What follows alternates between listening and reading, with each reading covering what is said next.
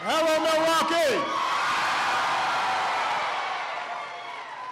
It is good to be back in the great state of Wisconsin. This is the closest I've been to home in a while. I was thinking about getting on the 90-94 and just driving down to my house. Thank you, DeAndre, for that outstanding introduction. And for sharing your story. I can tell, though, DeAndre is a little shy. He doesn't necessarily like to get out in front of people. Before I begin, I want to thank some additional special guests who are here. Milwaukee Mayor Tom Barrett is in the house. Your Congresswoman Gwen Moore is here. You heard from your local UAW representative, John Drew. And I got a great tour from the president of UAW Local 469, Mike Bink. And finally, I want to thank Masterlock CEO John Hemner for inviting us here today.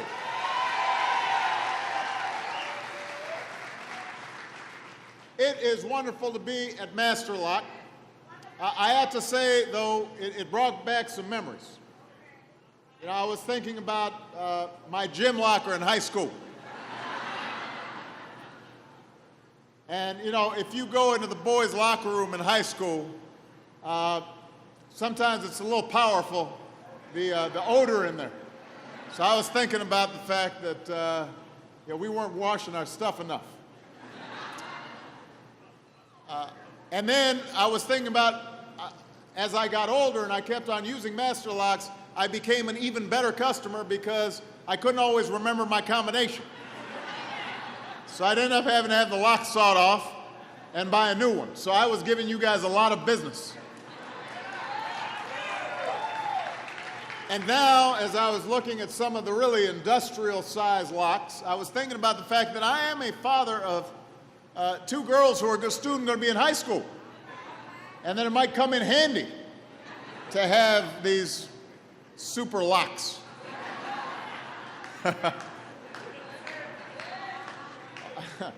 For now, I'm just counting on the fact that when they go to school, there are men with guns with them. So.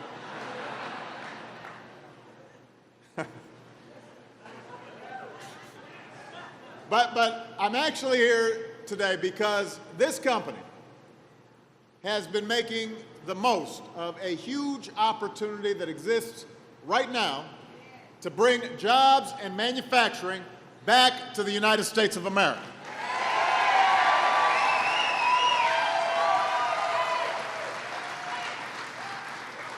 I talked about this during the State of the Union. Over the last few decades, revolutions in technology have made a lot of businesses more efficient and more productive, and that's a great thing.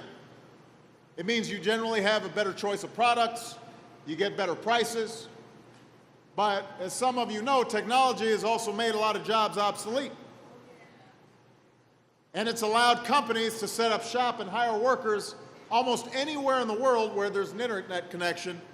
You can produce things that previously you could only produce here in the United States. So the result has been a pretty painful process for a lot of families and for a lot of communities, especially here in the Midwest. Too many factories where people thought they'd retire suddenly left town.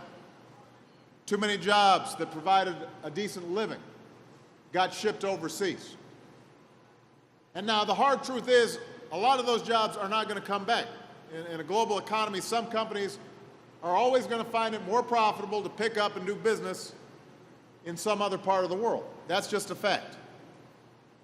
But that doesn't mean we have to just sit by and settle for a lesser future. That doesn't mean there's nothing we can do to create new jobs and restore middle-class security here in America. There is always something we can do.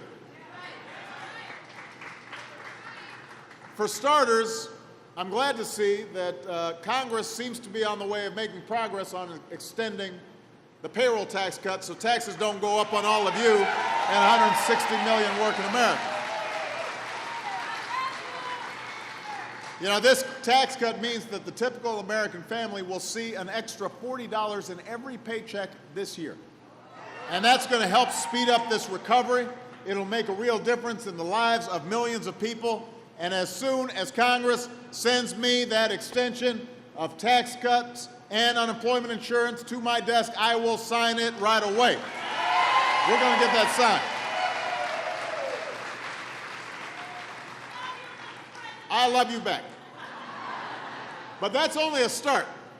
There's a lot more we can do. A lot more we have to do to help create jobs and bring back manufacturing and middle-class security to Milwaukee and Wisconsin and the United States of America. Look, well, and we've got examples of success. When I took office, a lot of UAW workers here, you guys remember this. When I took office, the American auto industry was on the verge of collapse. And there were some folks who said we should let it die. With 1 million jobs at stake, I refuse to let that happen. I refuse to let that happen. We said in exchange for help, we're going to demand responsibility. We got workers and automakers to settle their differences. We got the industry to restructure and retool, come up with better designs. Today, the American auto industry is back, and General Motors is once again the #1 automaker in the world.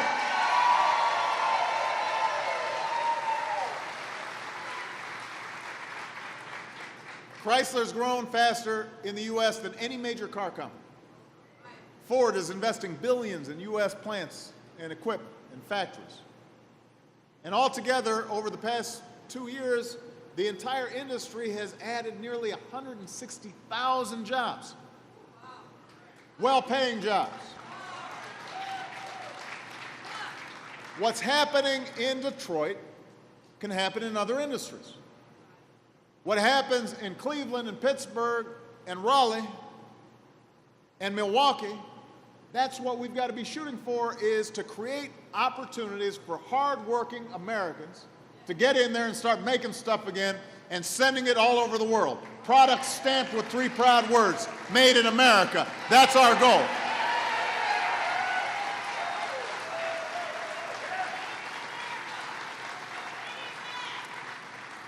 And that's what's happening right here at Master Lock, because of you. Over the last few years, it's become more expensive to do business in countries like China. Meanwhile, American workers, we've become even more productive. So when John Hebner was at the White House in January, he told me how it makes more business sense for Master Lock to bring jobs back home here to Milwaukee.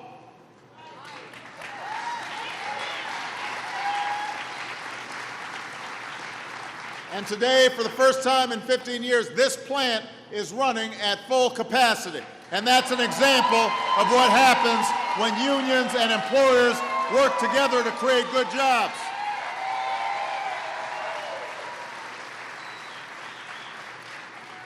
Today, you're selling products directly to customers in China, stamped with those words, made in America.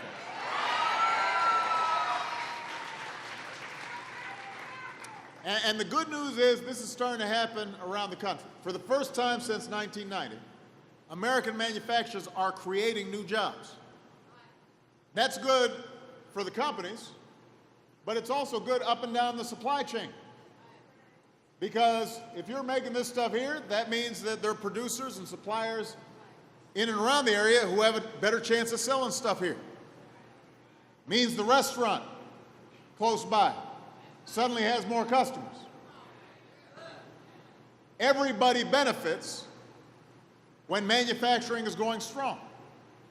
So y'all have heard enough about outsourcing. More and more companies like Master Lock are now insourcing, deciding that if the cost of doing business here isn't too much different than the cost of doing business in places like China, then why wouldn't you rather do it right here in the United States of America? Why not? Why not put some Americans to work?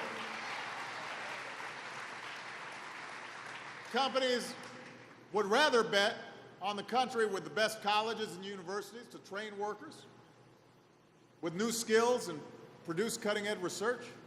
They'd rather place their bet on the nation with the greatest array of talent and ingenuity, the country with the greatest capacity for innovation that the world has ever known.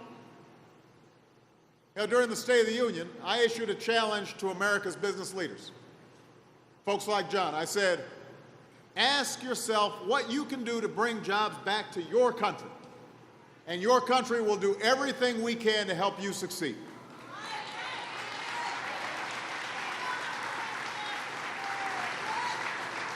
And since then, a number of companies, large and small, domestic, but also even some foreign companies, have said they now plan to open new facilities and create new jobs right here in America, which is still the largest market on earth. These include Wisconsin companies like Diamond Precision, which is a machine manufacturer that's going to be adding dozens of jobs here in Milwaukee. A company that's growing because its customers are choosing to buy American-made products instead of supplies from China.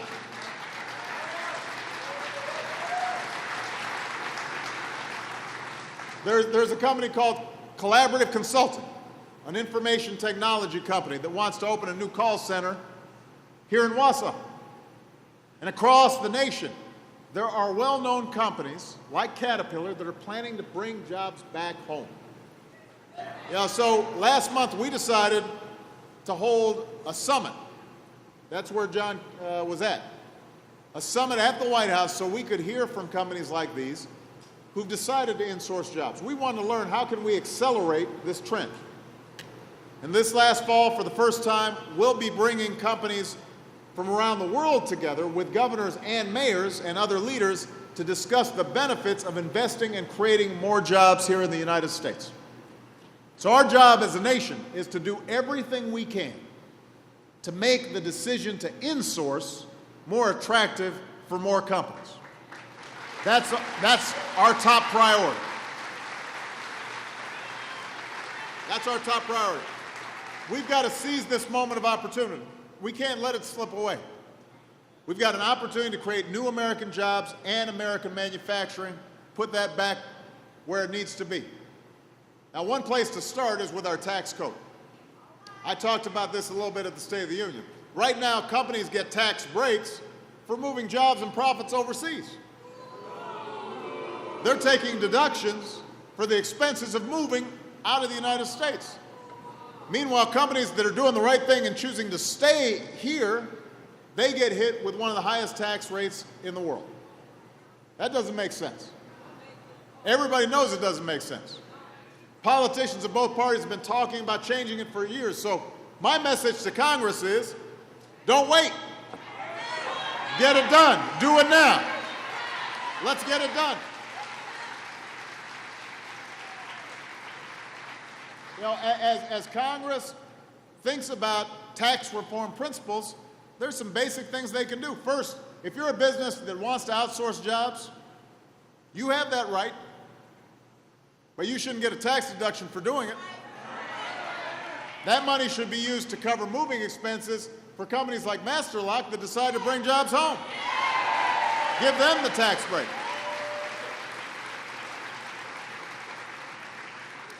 Second of all, no American company should be able to avoid paying its fair share of taxes by moving jobs and profits overseas. So we've said from now on, every multinational company should have to pay a basic minimum tax. And every penny should go towards lowering taxes for companies that choose to stay and hire here in the United States of America. Give them a bigger tax break.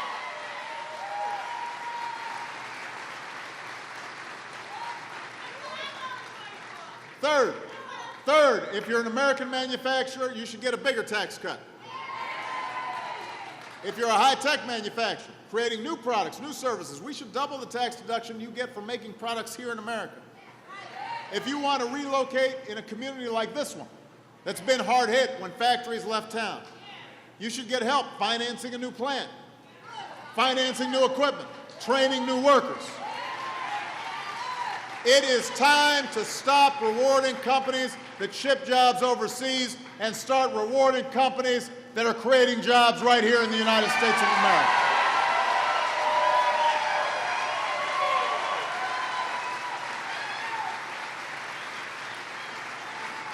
And this Congress should send me these tax reforms right now. I will sign them right away.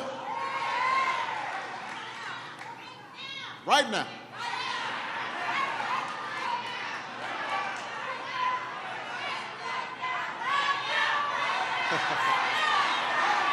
Right now. Right now. Now, another thing we're doing to support American jobs is to make it easier for businesses like Masterlock to sell their products all over the world. Everybody knows Masterlock makes the best lock. So 2 years ago, I set a goal of doubling U.S. exports over 5 years. With the bipartisan trade agreements I signed into law, we're on track to meeting that goal, ahead of schedule. Pretty soon, there are going to be millions of new customers for American goods in places like Panama and Colombia and South Korea. I want new cars on the streets of Seoul, South Korea, imported from Detroit and Toledo and Milwaukee.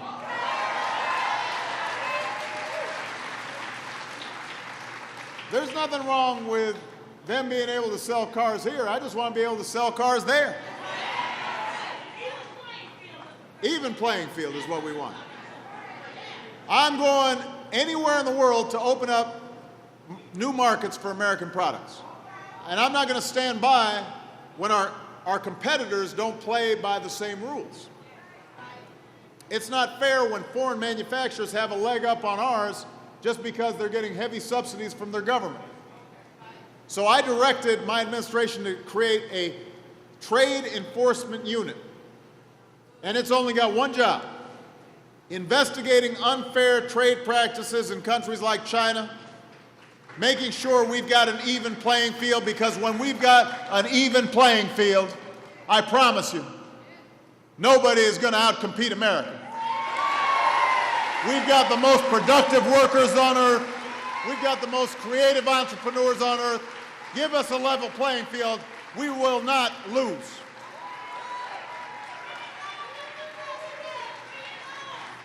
Now, part of creating that level playing field is also making sure that American workers have the skills that today's jobs require. And DeAndre talked about how even though he's working, he's still going back to school. I know that Masterlock's decision to create even more jobs here in Milwaukee, in part, is going to depend, and this is something that John raised when we were at our meeting, it's going to depend on finding enough workers with the right training. You know, I had a chance to meet one of your co-workers, Eric. Is Eric here? There he is, right there. So Eric and I were talking. He's been a die maker for a long time. He's older than he looks. Although we were comparing the gray in his beard to the gray on my head. But he was pointing out that he's actually been able to help make the machinery that he works on more efficient, which is making the company able to do more because it's not lying idle when certain orders aren't coming in. But that's an accumulation of experience that he's had over a couple of decades. Now, not everybody is going to have all that experience, but the question is, can we make sure if they haven't already been working in this job, can they get that kind of training even before they're hired here at Masterlock so that they can provide that same value added across the board? That's what's going to separate the companies that succeed from the companies that don't, is how skilled and talented the workers are and whether management is listening to the workers. Because that's important. Part of what allowed Eric to be successful was somebody, his supervisor, said, hey, this guy's got pretty good ideas.